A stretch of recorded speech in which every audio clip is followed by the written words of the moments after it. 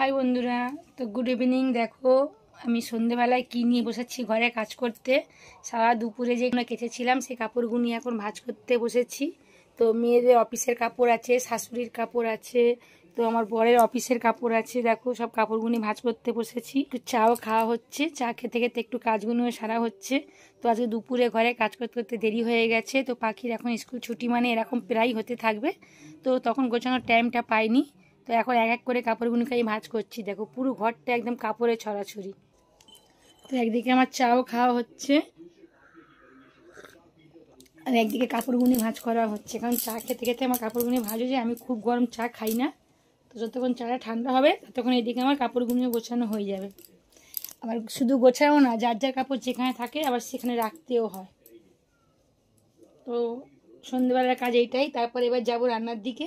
রান্নাও বাকি আছে। সবাইকে চা দিয়ে এলাম, শাশুড়ি মাকে সবাইকে চা দিয়ে এলাম।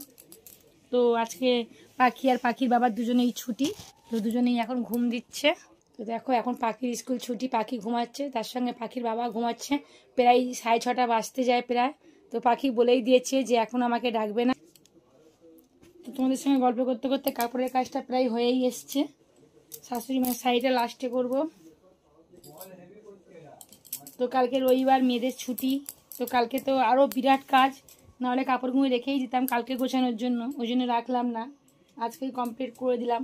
আর তার মধ্যে পাখির স্কুল ছুটি, তো আরও তো বুঝতেই পারছো তার মানে ঘরে কাল কি হবে।